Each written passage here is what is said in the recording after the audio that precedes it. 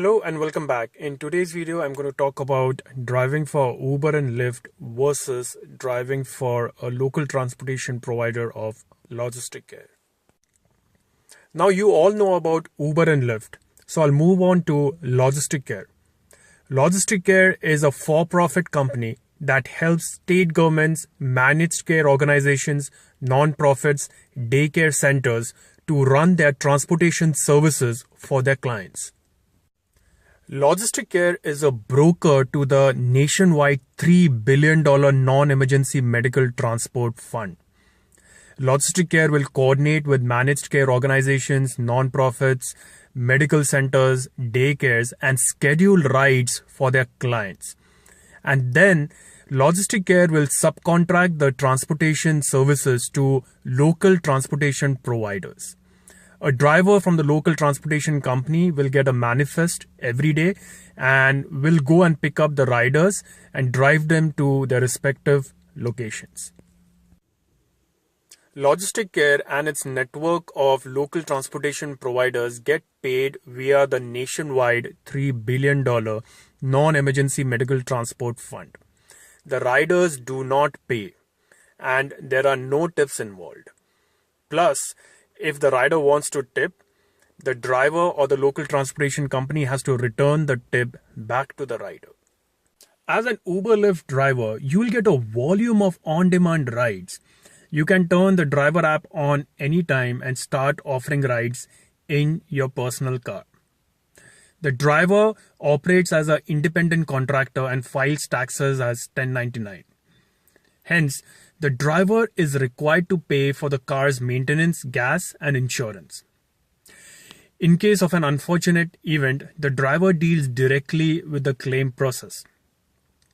Until the issue is settled, Uber and Lyft might disable your driver status.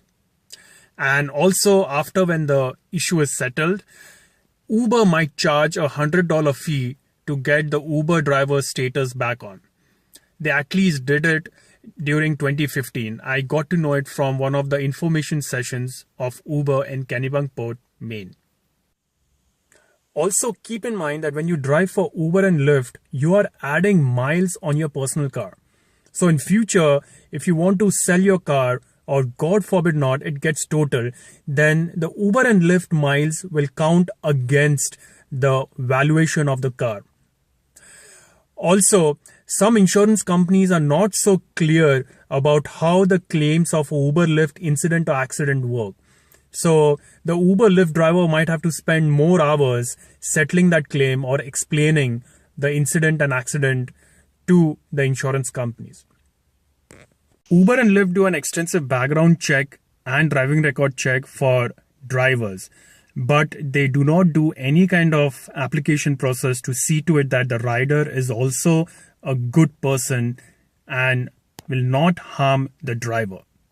Lastly, Uber and Lyft do not deduct Social Security tax and Medicare when they transfer the fares and the tips earned into the driver's bank account. The driver has to file taxes as an independent contractor and keep track of all expenses that are incurred while offering Uber and Lyft rides.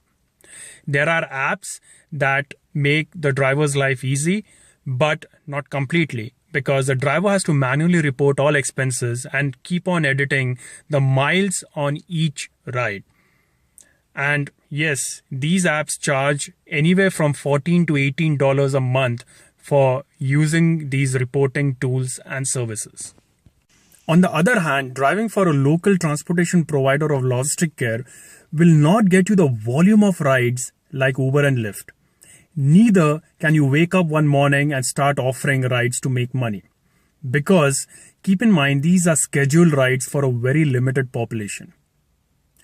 Driving for a local transportation provider of Logisticare is more profitable because the car belongs to the transportation provider who pays for the car's maintenance, gas, and insurance.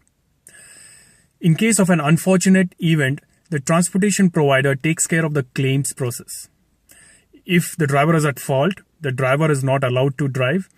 But if the driver is not at fault, the driver is given a different car and the driver can continue offering rides and make money. I drive for Family Care Transportation, which is an approved transportation provider of Logisticare for the southern region of Maine. I have to give them the days and times I can drive, and they'll accordingly prepare the manifest.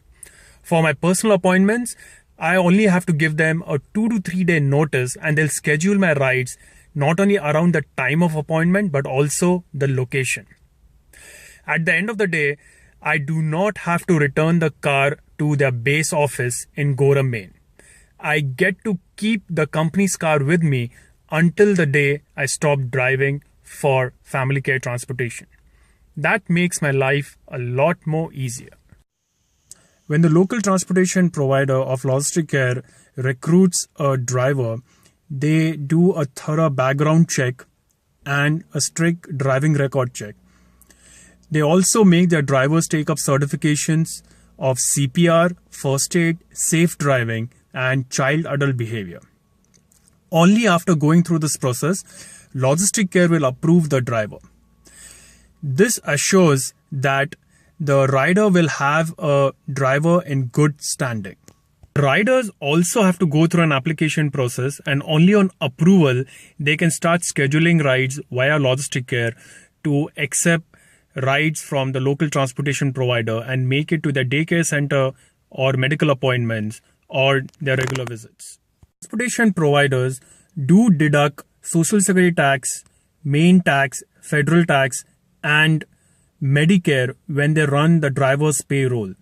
So the tax filing process for a local transportation provider's driver is more certain and more easy. To conclude, I would say that driving for a local transportation provider of Logisticare is more profitable than driving for Uber and Lyft. The transportation provider's schedule might not be as flexible as Uber and Lyft, but I feel more safe when I drive for the transportation provider. Thank you for watching my video. Merry Christmas and Happy New Year.